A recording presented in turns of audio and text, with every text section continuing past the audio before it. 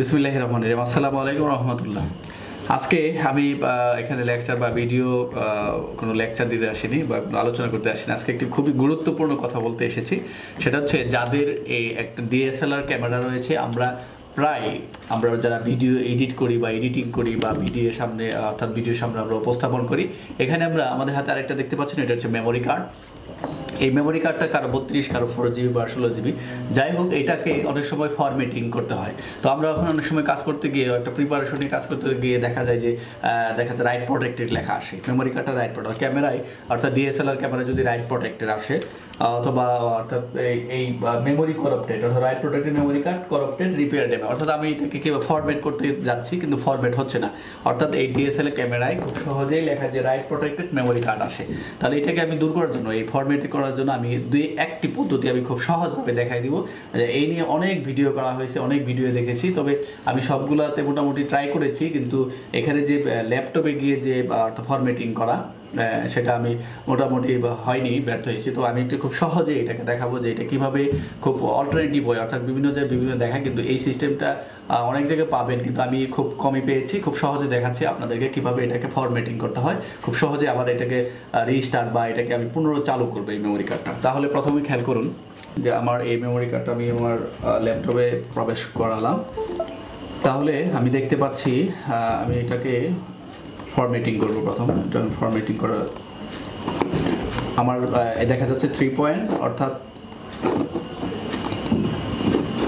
এখানে দেখা যাচ্ছে 3.78GB ফ্রি 3 অর্থাৎ আমার এখানে পুরোটাই ফাঁকা, কিন্তু আমি এটাকে ফরম্যাটিং করব। ফরম্যাটিং করে আমি ফরম্যাট ক্লিক করলাম। ফরম্যাটে ক্লিক করে আমি এই লেখাটাই আসছে, অর্থাৎ আমি এখানে দেখা যেহেতু আসছে, আমি স্টার্টে ক্লিক করলাম।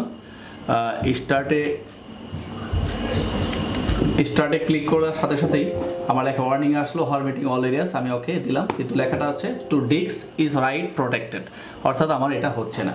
তাহলে আমি এটাকে আমি করার জন্য আমরা যে ওয়েটা জানি, যেহেতু হচ্ছে না তাহলে আমি এটাকে ক্লোজ করে দিলাম।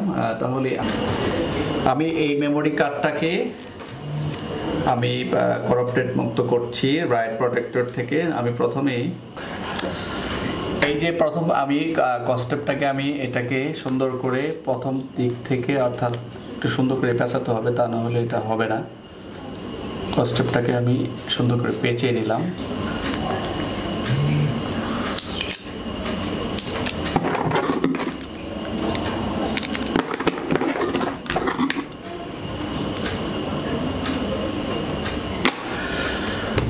আমার পেছানো হয়ে গেছে। আমি এখন দেখি কি অবস্থা, কি ফলাফল দাঁড়ায়।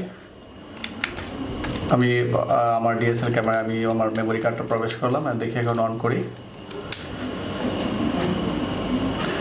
অর্থাৎ ঠিক হয়ে গেছে। এই যে এইমাত্র আমি অর্থাৎ রাইট প্রোটেক্টেড যে লেখাটা ছিল, এই লেখাটা এখন নেই। আপনারা খেয়াল করুন যে এটা এখন চলে গেছে। আমরা খুব সহজেই আমরা এই আগে আমরা যখন রাইট প্রোটেক্ট লেখা ছিল আমরা কাজ করতে পারি না, কিন্তু এখন কিন্তু ক্যামেরাটা ঠিক হয়ে গেল, অর্থাৎ আমরা এটাকে আমরা এখন ছবি উঠাইতে পারবো, আমরা ছবিও তুলতে পারবো বলে খেয়াল করি। তাহলে এই পর্যন্তই।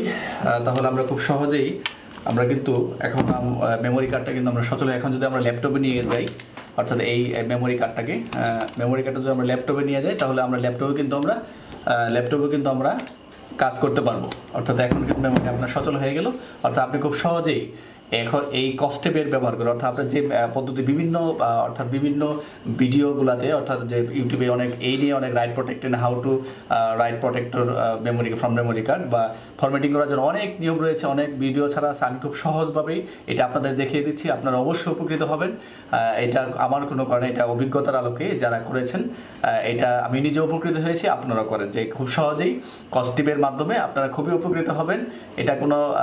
এটা আমিও উপকৃত, আমি এটা ফলাফল পেয়েছি, সাফল্য হয়েছে। আপনারা এটা করেন যে একটা শুধু সাদা কস্টিপ দিয়ে, অর্থাৎ মেমোরি কার্ডটাকে পেঁচিয়ে দিয়ে, অর্থাৎ আপনার ডিএসএলআর ক্যামেরা অথবা ল্যাপটপে ঢুকান, দেখবেন ইনশাল্লাহ ঠিক হয়ে গেছে। আজকের এই পর্যন্তই। আপনারা ভালো থাকুন প্রত্যেকে। আসসালামু আলাইকুম রহমতুল্লাহ।